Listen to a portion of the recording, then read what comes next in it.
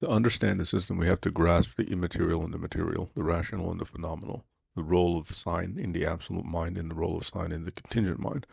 The way in which our private internal states, because that's the sort of ontological nature of phenomenology, is that it's just private. The way in which our private realities are perceived by the absolute mind is through a sign, through a sensory. It's a sensory reality. That's what it seems like is the point in the Quranic descriptions, just as the external world is a sign of the relationships between the contingent mind and the absolute mind, or between the contingent mind and itself, or between the contingent mind and matter. Everything is signifying and encoding these relationships. So we understand and we can decode the structure of reality by interpreting the signs. And then our internal states are decodable by interpreting the analogical structures that we don't see. The key thing is that phenomenology comes first, even before dimensionality. But when it comes to contingent minds, dimensionality comes first because we are structured into our phenomenology. Whereas in the absolute mind, phenomenology and rationality are the same thing. That equivalence is very key for the mind because the mind always wants to contract in the final act of reason to fundamental realities. And that's the clearest contraction relative to a theory, and also one that holds it in a non-paradoxical state. But that's just the subject of contraction, which is a different and complicated subject. The subject which we are now dealing with is the priority of phenomenology over any structure, and how, when we're navigating the analogies, we have to understand that we're pointing back to something that is immaterial in order to understand its interactions, which are operating on principle and are being represented by the images that we're making or we're looking at, and then mapped onto revealed language to say, yes, this is what the book is trying to say, and then mapped onto internal experience. It's a lot of steps, right? It's a lot of parts. It's a lot of steps. Um, so when we start talking about objects, rational objects, phenomenological objects, and dissipative objects, the kinds that we're accustomed to, we also have to load in the logic of objectivity into it. It's a metaphysical logic. And we have to consistently remember that behind the emergence of that object is the phenomenology of the absolute mind. And on the other side of that object is the phenomenology of the contingent mind.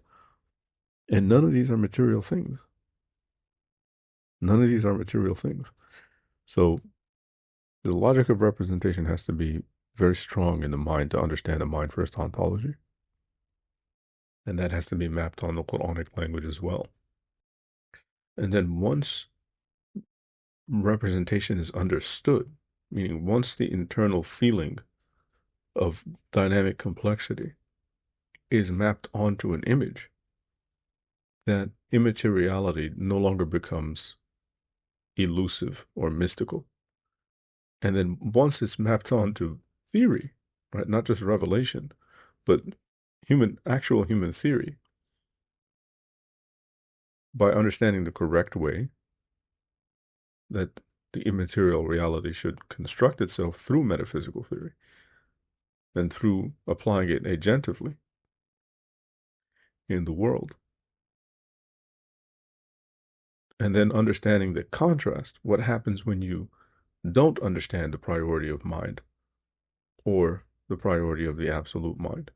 Because that's what we have as Muslims, right? We have an implicit understanding of the absolute mind without the full explicit theory.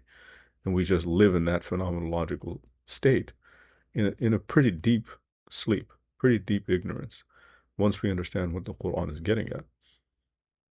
But you can come to a full manifest understanding of your own mind in the representational world and the absolute mind using the Quran, if you understand this.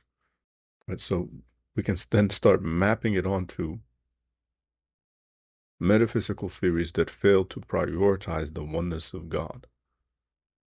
What happens when you fail to do that? Well, a lot of different things happen. metaphysical theories that fail to prioritize mind over the external world, and metaphysical theories that fail to prioritize mind over mere consciousness, which in the MFO is called irrational self-reference, right? Mind versus mere consciousness. This distinction allows us to surpass in subtlety and complexity the understanding of the internal world, the people of meditation, the people of the East. And we can then drive that into an understanding of the vault. The Quran says, La sharqiyya wa la gharbiyya.